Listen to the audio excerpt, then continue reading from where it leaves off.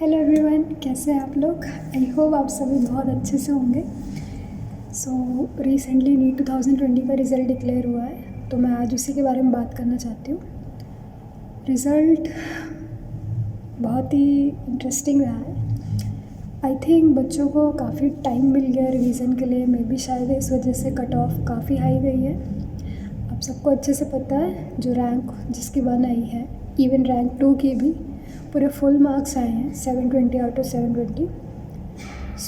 इस बार जनरल का जो मिनिमम मार्क्स है वो थोड़ा ज़्यादा है, that is 147 and for another categories 113 points हैं। तो इस बार का जो एक्सपेक्टेड कट ऑफ है वो काफ़ी हाई आ रहा है। जितने भी कोचिंग और जो भी लोग हैं जिन्होंने भी एनालिसिस किए हैं, इवन जो मुझे भी समझ में आया लोगों की बातें सुन के और समझ के कि जिस हिसाब का पेपर आया था, आई थिंक सबसे ज़्यादा high cut off UP Bihar का ही जाने वाला है। एंड यस, यूपी के इस बार सबसे ज़्यादा maximum number of students qualify हुए हैं, तो ऑब्वियसली वहाँ का सबसे हाई जाएगा।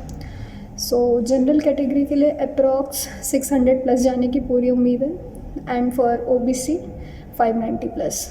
तो अगर आपके 590 से ऊपर हैं आप लोग सेफ़ हो, आप लोगों को आराम से गवर्नमेंट सीट्स मिलेंगी। एंड अगर आप लोग 550 प्लस हो आप लोग जो कॉमेड होता है वहाँ पे ट्राई कर सकते हो। मोस्ट प्रॉब्ली काफ़ी उम्मीद है कि वहाँ पे मिल सकता है। ऑब्वियसली जिनके अच्छे पॉइंट्स होंगे उनके लिए ज़्यादा अच्छा स्कोप है, बट स्टिल 550 पे भी बहुत कम चांस है कि आपको गवर्नमेंट कॉलेज मिलेगा। बट येस, स्टेट्स पे भी डिपेंड करता है। कुछ ऐसे स्टेट्स होते हैं जहाँ की कट ऑफ कम होती है। Let's hope for the best. And one thing जो आप लोग बहुत ज़्यादा कंफ्यूज होते हो कि ये परसेंटाइल वगैरह क्या है, मिनिमम पासिंग मार्क्स क्या होता है। गाइज, नीट क्वालिफाई होने का मतलब है जिस स्टूडेंट्स के भी, अगर वो जनरल में है तो 147 पॉइंट्स हैं या 147 से ऊपर हैं, they are eligible to take MBBS admission anywhere, foreign में भी और इंडिया में भी। तो ये मतलब होता है नीट का क्वालिफाइंग स्कोर। और जिनके भी 147 से नीचे हैं, जैसे एग्जांपल ले लेते हैं 146 पॉइंट्स जनरल कैटेगरी, तो वो कहीं भी एडमिशन नहीं ले सकते हैं, फ़ॉरेन में भी नहीं, क्योंकि फ़ॉरेन के लिए भी आपका मिनिमम क्वालिफाइंग मार्क्स होना चाहिए। ये इन्फॉर्मेशन नीट रिज़ल्ट से रिलेटेड थी, क्या एक्सपेक्टेड कट ऑफ जा सकती थी। According to my point of view, I think 600 plus जाएगा।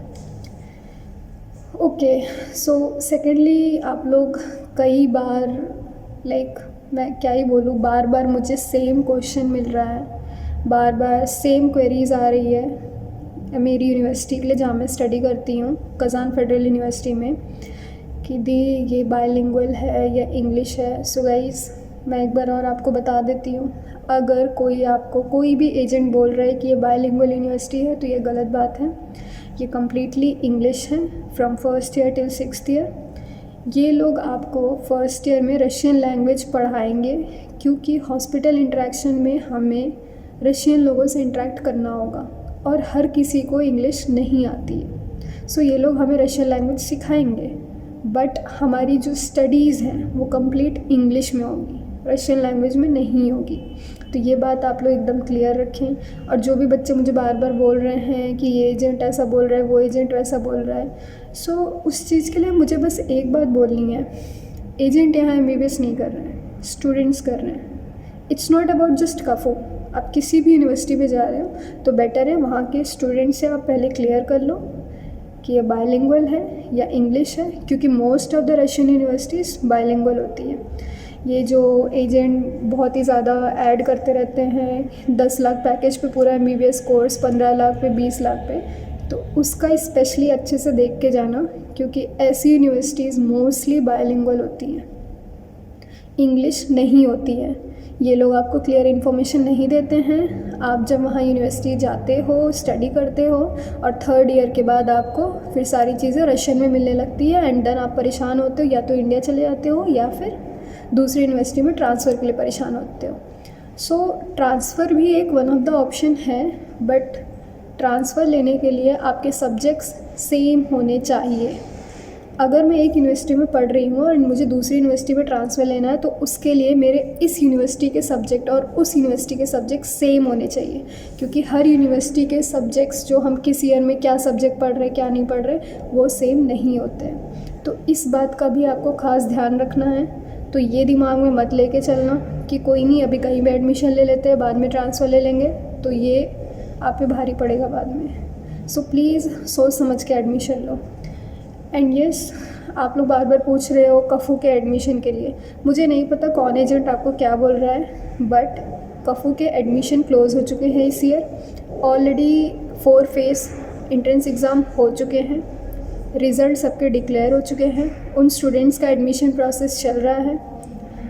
एंड अगर 31 अक्टूबर तक तो वैसे भी बॉर्डर क्लोज़ है इंडिया के, अगर उसके बाद बॉर्डर्स खुलते हैं तो यूनिवर्सिटी से इनविटेशन लेटर सभी बच्चों को इशू हो जाएगा, और उसके वजह से जैसे इनविटेशन लेटर आपके पास जाएगा आप अपना आगे का वीज़ा का प्रोसीजर करके फिर यहाँ पे कज़ान में आ सकते हो। बट अगर बॉर्डर ओपन नहीं होता है तो मोस्ट प्रोबेबली नवंबर मंथ से इंडियन स्टूडेंट्स के लिए भी ऑनलाइन क्लासेस शुरू हो जाएंगी, क्योंकि जो अनदर कंट्री के हैं जिनके बॉर्डर खुल गए हैं वो यहाँ पे आ गए हैं, फर्स्ट ईयर की क्लासेस चल रही है, बट इंडियन स्टूडेंट की अभी नहीं चल रही है।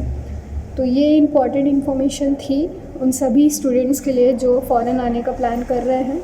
तो आप लोग सोच समझ के यूनिवर्सिटीज़ चुनिए, ये नहीं कि कम फीस का मिल रहा है या कम में काम हो जाएगा तो आप लोग कम के लिए कोई भी यूनिवर्सिटी में चले जाओ, क्योंकि ऐसे में आपका लॉस है। पढ़ाई नहीं मिलेगी, एजुकेशन क्वालिटी बहुत गंदा रहेगा, इवन इन्वायरमेंट बहुत ख़राब मिलेगा, और सेफ्टी को लेकर भी इश्यूज़ हो सकते हैं specially for females. So her Russian university, her Russian city एक जैसी नहीं है।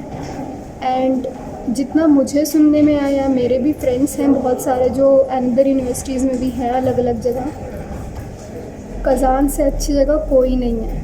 Kazan is best place, but क्योंकि कज़ान में 2 ही मेडिकल कॉलेज हैं, Kazan federal university and Kazan state university, दोनों के ही एडमिशन बंद हो चुके हैं। सो आप लोग को इस ईयर तो कज़ान में एडमिशन नहीं मिल पाएगा, तो आप लोग अनदर यूनिवर्सिटीज़ देख सकते हैं, बट प्लीज़ फ़ी देख के एडमिशन मत लेना कि कहाँ कम फ़ी है तो वो मतलब बेटर ऑप्शन है तो आप वहाँ चले जाओ। बेटर होगा कि आप ये पता करो कि वो कंप्लीट इंग्लिश है या बाइलिंगुअल है, वहाँ का इन्वायरमेंट कैसा है, सेफ्टी पॉइंट ऑफ व्यू को लेके ये चीज़ें देखो, और एजुकेशन क्वालिटी कैसी है। इन फैक्टर्स को देख के आप एडमिशन लीजिए। अगर आप चाहते हैं सच में यहाँ पे स्टडी करने का, अगर आपका मूड है, और अगर सिर्फ घूमने के लिए आ रहे हो या टाइम पास करने आ रहे हो तो फिर आप कोई भी यूनिवर्सिटी ले सकते हो, ईज़िली पैसे दे के डिग्री मिल जाएगा। क्योंकि फ़ॉरेन में ऐसी बहुत सारी यूनिवर्सिटीज़ है जहाँ पढ़ने की ज़रूरत नहीं है, सिर्फ आपको फ़ी पे करना पड़ता है और आपको डिग्री मिल जाती है।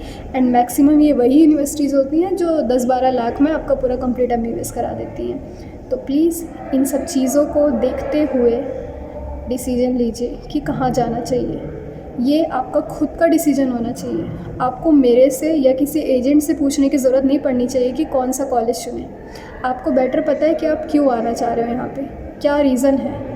According to that you should choose your university. Agents आपको वही बताएंगे जहाँ पे उनका कनेक्शन है, वो अनदर यूनिवर्सिटीज़ को अच्छा नहीं बोलेंगे जहाँ वो एडमिशन नहीं करा सकते।